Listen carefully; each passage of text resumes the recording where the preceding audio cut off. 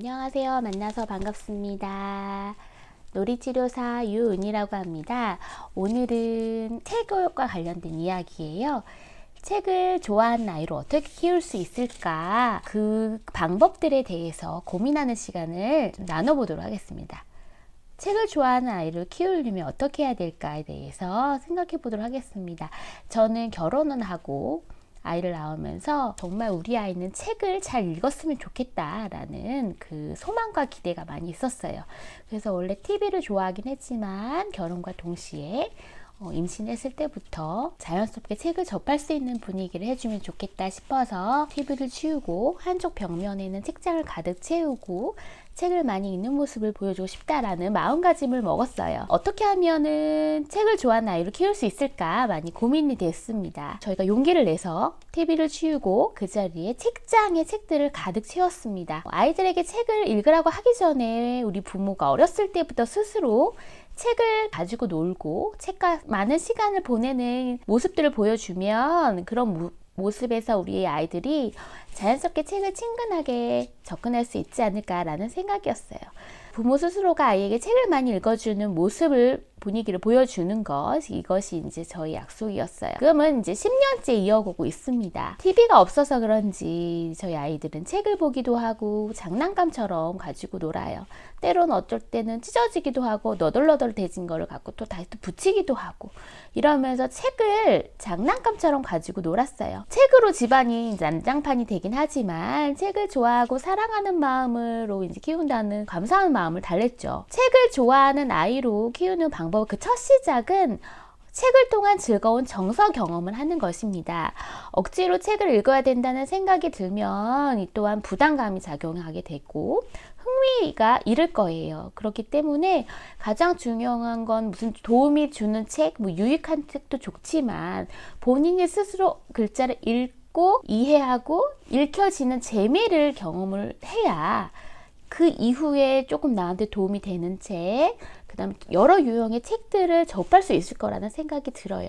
그래서 초반부터 별로 그런 흥미가 없는 아이한테 유익한 책들만을 이렇게 제시를 해 놓는다면 흥미도를 떨어뜨리는 요인이 될 수 있을 것 같습니다. 억지로 읽어야 한다는 압박감을 느끼게 된다면 흥미를 잃을 거예요. 그래서 책을 본격적으로 읽는 시기는 아무래도 한글을 떼고 나서부터일 텐데요. 그 전까지는 아마 그림책 수준으로 쌓기도 하고 펼치기도 하면서 글씨를 아직 못 읽으니까 첫 장도 폈다가 뒷장도 폈다가 하면서 탐색하는 시기라고 생각하면 되세요.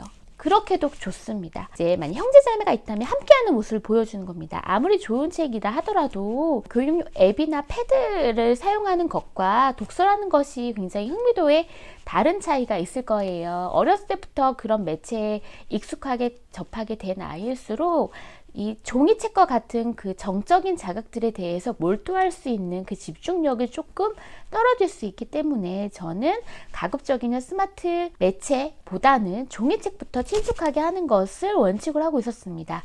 둘째 아이가 고개를 들기 연습을 할 때부터 책을 같이 펼쳐놓고 형과 동생이 같은 포즈를 해서 고개 들면서 책 보는 놀이, 그런 것도 계획을 했습니다. 이처럼 책은 놀이감처럼 하는 게 되게 중요해요. 어떤 책들은 되게 넓적하게 펼칠 수 있어요. 그래서 길게 늘어뜨려서 집을 만들기도 하고요. 우리 동네와 관련된 책이었었는데 이렇게 쭉 펼쳐지더라고, 둥그렇게. 그럼 그거를 펼쳐놓고 그 안에서 때로는 잠도 자보기도 하고 역할놀이도 해보기도 하고 이불도 깔아보기도 하면서 아이가 책을 통한 호기심을 계속 유지하도록 노력을 했습니다. 그 안에 이불을 깔고 누워서 잘 수 있는 공간도 만들어줬고요. 그냥 일반 책 같은 경우에는 펼쳐서 탑을 쌓거나, 탑을 쌓는 방법은 아이가 결정하게끔 하는 거죠. 물어뜯기도 해볼 수도 있고 징검다리 형태로 해가지고 걸어다니기도 할 수 있습니다. 아이가 책을 찢는다면 테이프를 가지고 붙이기 놀이 활동을 할 수도 있습니다. 그래서 각자의 수준대로 하는 것들은 인정해 줘야 합니다. 어렸을 때부터 처음부터 끝 이렇게 딱 차분히 보는 거는 쉽지 않아요. 어른도 쉽지 않잖아요. 아이 수준에 맞게, 때론 아이가 늦더라도 아이만의 방식이 있을 거예요. 우선은 그 방식대로 해줘서 책에 대한 편안함을 경험해 주는 것이 필요합니다. 우선 좋아하는 책을 담을 수 있는 공간도 필요해요. 전 아이 각자마다 책 서랍장 같은 거를 있어요. 그래서 거기에는 아이가 좋아하는 책을 담는 거예요. 때로는 좋아하는 책도 담기도 하고 한 주간에 읽을 책들을 담기도 하고 도서관에서 빌려온 책들을 담기도 해요. 하지만 그 담은 책은 아이가 제목만 보고 지나가도 괜찮아요. 펼쳐보지 않아도 괜찮아요. 그냥 이거 내 거다. 그 다음에 다음번엔 또 뭘로 채울까? 어떤 책들을 채울까? 라고 그런 놀이 형태로 인식하셔도 괜찮아요. 꼭 그 책을 빌려왔다고 해서 그걸 또 다 읽히거나 그렇지 않아도 돼요. 국가의 전집을 사거나 그러면은 다 읽혀야 된다는 그 막중함, 의무감이 있잖아요. 그래서 저는 웬만해서는 거의 전집으로 사거나 그런 건 없었던 것 같아요. 도서관을 이용하거나 아니면 좀 싸게 살 수 있는 책을 이용하거나 아니면 누군가한테 물려를 받거나 그런 식으로 해서 아이가 읽지 않아도 괜찮아요. 제목만 봐도 괜찮아요. 그림만 봐도 괜찮아요. 그냥 가지고 왔다 갔다만 해도 괜찮아요. 대신에 이제 너가 이런 책을 빌렸구나 라고 알려줄 수 있잖아요. 그러니까 그런 자극을 들 수 있게끔만 얘기해 주시면 될 것 같습니다. 각자 좋아하는 책을 담을 수 있는 서랍이나 박스 같은 거가 필요하고요. 이번 주에 내가 보고 싶은 책들을 서랍에 담아보기도 하고 서로 교환해 볼 수도 있어요. 보관만 하고 읽지 않아도 괜찮아요. 빌려온 책 같은 경우는 훼손이 될 경우에는 우리가 또 물어줘야 되는 것들이 있으니까 빌려온 책도 읽지 않아도 되지만 잘 소중히 단직을 해야 된다라는 것들 알려주시면 될 것 같고요. 내가 원하는 것을 고르되 너가 가져올 수 있을 만큼만 가져와라 라는 한계를 말해주는 거죠. 근데 들어달라고 하거나 그럴 때는요, 덜어놓고요, 네가 들 수 있을 만큼만 들어라고 이야기해주면 되는 거고요. 연령이 커지면은 아무래도 뭐 2권, 한 권만 살 수 있어, 2권만 살 수 있어, 어떤 류만 살 수 있어 라고 조금 구조화되게 정해주시면서 가는 게 좋을 것 같습니다. 아이가 정한 권수 이상의 책을 더 구매하겠다고 한다면 더 중요한 거, 덜 중요한 거를 파악할 수 있게 우선순위를 정하는 거를 알려줄 필요 있습니다. 지금 당장은 이게 더 급박해서 필요한데 다음 주에 가는 날 다시 사자. 근데 그거 사는 건 너가 기억을 해야 된다라는 식으로 이야기해 주시면 될 것 같아요. 필요한 책만 낙권 구매를 하는 경우가 많이 있고 도서관을 이용 많이 했습니다. 아이에게 전집을 사주지 않고 주로 낙권을 구매를 많이 했고요.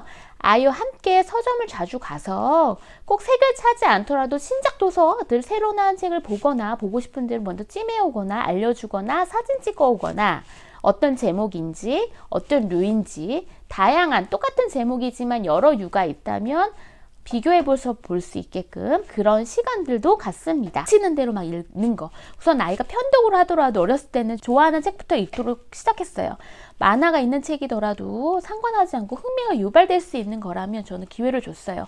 그리고 책을 읽으라고 절대 말하지 않았어요. 읽으라고 한다면 아이는 더 도망갈 거기 때문에 읽으라고 하기 전에 내가 읽었고 책도 놀잇감처럼 유도를 많이 했었던 것 같습니다. 큰아이는 그렇다 보니까 만화, 성경동화 읽을 때도 있고 Y세계사, 사람의 한국사 등등 만화동화 책을 많이 읽는 편이었고 지식과 관련돼서 그것만 읽는 것이 아니라 다양한 문학도 읽는다든지 과학 관련 탐구용을 또 읽는다든지 이렇게 특정 분야만을 읽지는 않아요. 둘째 같은 경우는 아직은 글자를 읽혀지는 재미를 많이 좀 덜 느꼈기 때문에 글자 읽는 거는 1년 정도 됐기 때문에 살아나기 싫다니 간단하게 즉 글밥이 많지 않은 책들을 골라오는 거죠. 아이가 좋아하는 자동차, 새, 곤충들과 관련된 호기심을 자극할 수 있는 걸 갖고 올 거고요. 막내 같은 경우는 아직 글씨를 읽지 못해요. 하지만 형들의 책을 보는 모습들을 많이 봐서 얘도 책을 읽고 싶어 해요. 막내가 골라오라고 하는 것은 미로찾기나 그림 위주로 된 책 읽기를 하고 있습니다. 가끔 형아들이 보는 거를 그림만 보긴 하는데 어찌됐건 그 몰두하는 시간들이 점점 늘어나가고 있습니다. 막내 뭐 하나 살펴보고 있으면 저기 가서 엎드려서 책을 보고 있더라고요. 글밥이 많은 거를. 그림이긴 하지만 그래도 그 모습들이 좀 집중하는 시간이 좀 더 길어진 것 같다고 느껴질 수 있습니다. 그러니까 이런 것들처럼 아이가 뭔가 부담감 없이 읽는다는 거, 읽혀진다는 거, 재미있다라는 거, 내가 이해가 된다는 경험들이 많이 쌓여야 될 것 같습니다. 학교 가기 전까지 저학년까지는 엄마도 책을 읽는다는 모습을 많이 보여주는 거, 책을 읽으라고 하기 전에 평소 책 읽는 모습을 많이 보여주도록 노력하는 것이 되게 중요합니다. 저는 이런 모습을 통해서 부모가 책을 읽는 모습의 삶을 모습을 보여준다면 아이도 부모가 하는 것만큼은 아니겠지만 영향을 줄 수는 있을 긍정적인 영향을 받을 거라고 생각이 듭니다. 그래서 이런 모습들을 많이 보여주시기 바라고요. 10년이 지나 지금 아이들은 자기 전에 정말 책을 한 권 더 읽겠다고 서로 애원을 해요. 어찌 보면 행복한 고민이긴 하는데 책을 더 읽고 싶어서 잠을 좀 늦게 잤으면 하는 마음이 있기는 해요. 이렇게 아이들한테 부담 없이 준다는 거. 그러니까 저도 그 욕심이 있긴 하지만 때로는 드러내지는 않으려고는 하는 것 같아요. 제 안에서. 그러니까 여러분께서도 자녀가 책을 읽고 싶다라고 한다면 너무 읽어라 하면은 사람 심리가 뭔가 하라고 하면 더 하고 싶지 않은 게 희한한 게 그런 심리가 있어요. 읽으라 하기 전에 내가 정말 이 말밖에 할 수가 없나, 이런 멘트, 이런 자극밖에 해줄 수 없나 라는 것들 곰곰이 생각해보는 시간이 되었기를 바라고 좀 더 아이한테 긍정적인 영향을 줄 수 있는 멘트들을 해주시고 많이 보여주시기 바랍니다. 이것으로 심리 스토리를 마치겠습니다. 저는 놀이치료사 유은이었습니다. 감사합니다.